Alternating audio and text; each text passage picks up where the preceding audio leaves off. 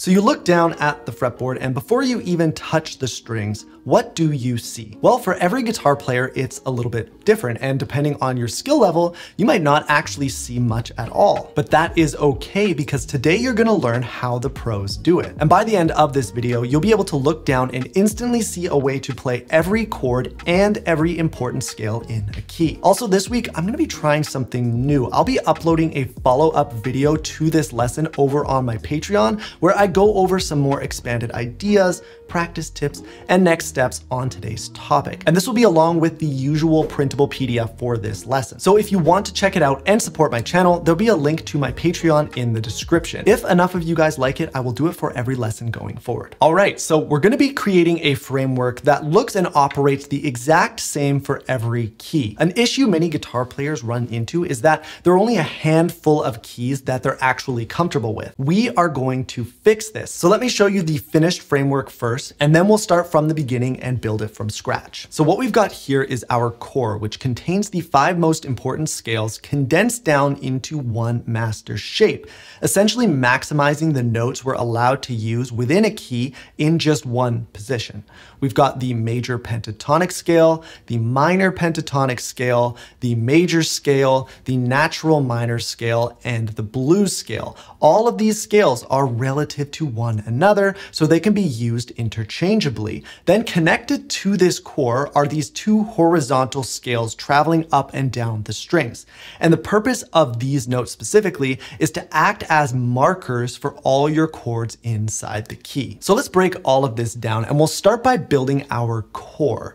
We're going to be in the key of C major, which is the exact same key as A minor, since they are relative keys. I don't want to get bogged down in all the theory here, so if you want to learn more about relative major and minor keys, I'll link a video in the description. All right, so all of this gets built on top of position 1 of the A minor pentatonic scale, which looks like this.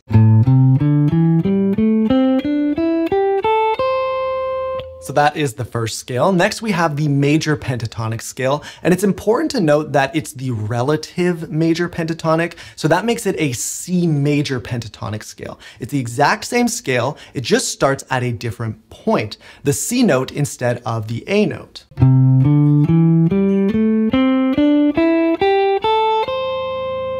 Now we've got the natural minor scale, which is still the same shape, but adds a few extra notes to fill it out.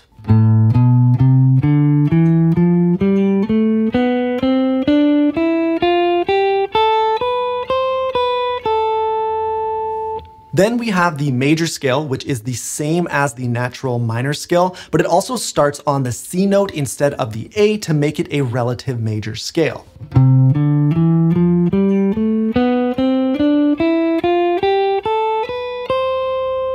Lastly, we have our blues scale. Now, the blues scale incorporates a note that doesn't occur naturally inside the key of C major or A minor, but it always sounds good anyway. So we're gonna include it. You can find this added note in 2 different places.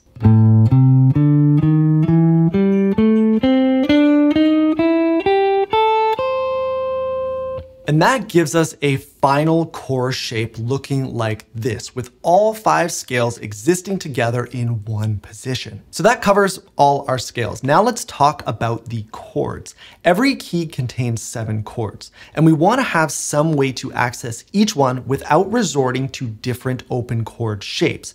We want to stay close to our scales so we can easily go back and forth when necessary as well. So what we can do is use this pattern on the lower strings around our core to tell us where to place our chords.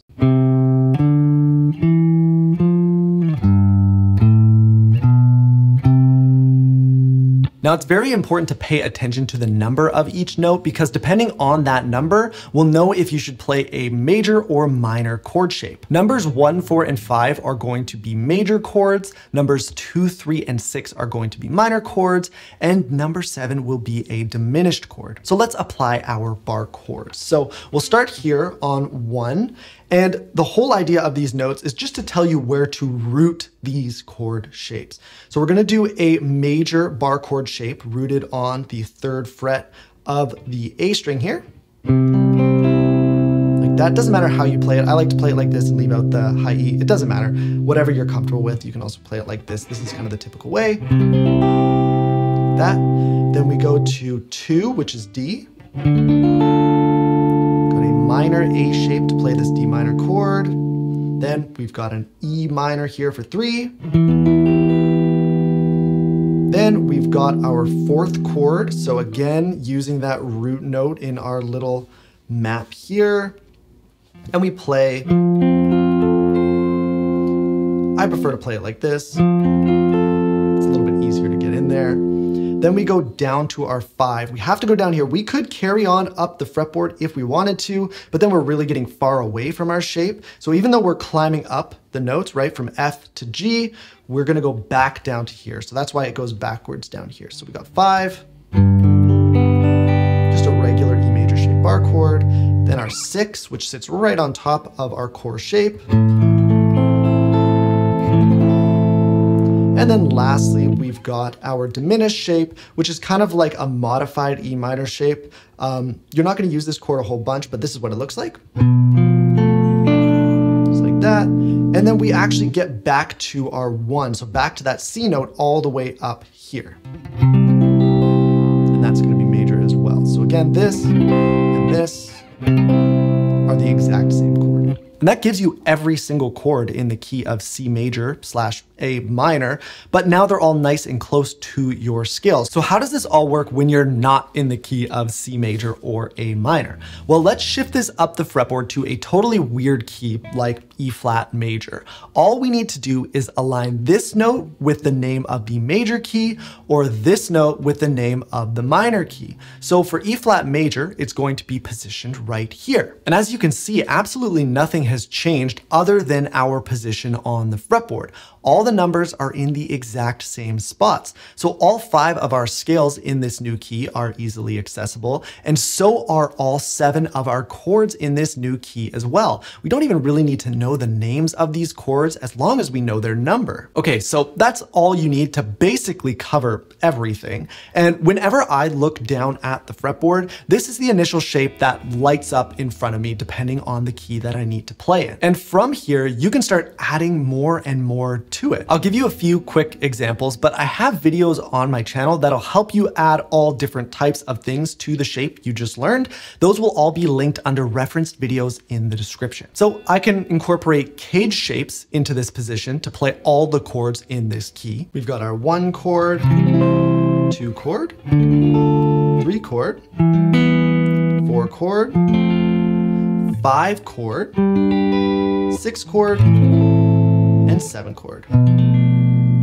These shapes are obviously great for playing chords, but it's also a great way to get into hitting chord tones while soloing as well. I can also learn a bunch of different triad shapes inside this position.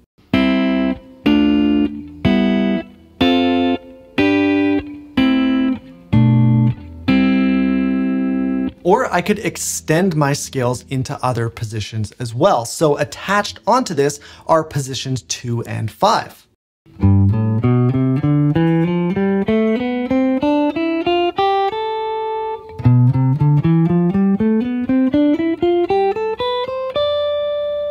And those also have their own chord shapes that exist inside of them. As long as you've got that core foundation down, everything can just be added on from there as you learn it. So as far as next steps here, you can head over to my Patreon for the practice tips follow-up video, or you can check out my YouTube video on how cage can be tied into all of this stuff. I'll put links to both of those up in the middle of the screen for you.